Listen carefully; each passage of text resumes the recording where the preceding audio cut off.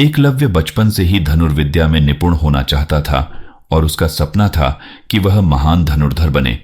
उसकी यह इच्छा थी कि वह गुरु द्रोणाचार्य के शिष्य बनकर धनुर्विद्या सीखे, क्योंकि द्रोणाचार्य उस समय के सबसे महान धनुर्विद्या शिक्षक माने जाते थे। एक दिन एकलव्य अपने पिता की अनुमति लेकर गुरु द्रोणाचार्य के पास गया और उनसे शिष्य बनाने का आग्रह किया, लेकिन द्रोणाचार्य ने एकलव्य को शिष्य बनाने से इनकार कर दिया, क्योंकि वह केवल क्षत्रियों को ही शिक्षा देते थे और एकलव्य निषाद जाति का था। एकलव्य ने हार नहीं मानी और उसने ठान लिया कि वह गुरु द्रोणाचार्य के बिना ही धनुर्विद्या सीखेगा।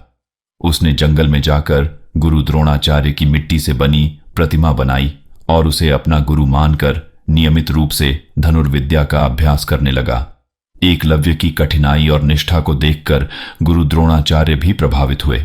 कुछ समय बाद जब द्रोणाचार्य और उनके शिष्य पांडव और कौरव जंगल में आए तो उन्होंने देखा कि एक कुत्ता बिना भौंके ही चला जा रहा था।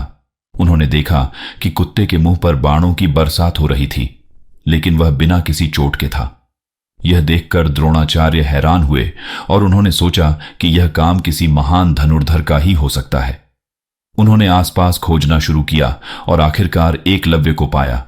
द्रोणाचार्य ने एकलव्य से उसकी कला के बारे में पूछा और एकलव्य ने उन्हें बताया कि उसने उन्हें ही अपना गुरु मानकर यह कला सीखी है। यह सुनकर द्रोणाचार्य को एकलव्य की गुरु भक्ति पर गर्व हुआ, लेकिन उन्होंने सोचा कि यदि एकलव्य को उनकी शिक्षा का फल मिलता रहा तो वह उनके शिष्य अर्जुन से भी महान धनुर्धर बन जाएगा।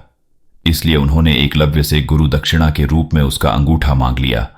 एकलव्य ने बिना किसी संकोच के अपना अंगूठा काटकर गुरु द्रोणाचार्य को अर्पित कर दिया। इस प्रकार एकलव्य ने अपनी गुरु भक्ति और समर्पण की मिसाल कायम की। उसकी यह कहानी आज भी हमें यह सिखाती है कि गुरु के प्रति समर्पण और भक्ति से बड़ा कोई गुण नहीं होता। एकलव्य की कहानी हमें यह भी बताती है कि कठिनाइयों और बाधाओं के बावजूद हमें अपने लक्ष्य की प्राप्ति के लिए समर्पित और दृढ़ संकल्पित रहना चाहिए। मित्रों, आप हमें किस प्रांत और किस शहर से देख रहे हैं कमेंट करके बताएं, ताकि हम आपके क्षेत्र की कहानियां दिखा सके। ऐसी और कहानी सुनने के लिए इसे लाइक और शेयर जरूर करें। धन्यवाद।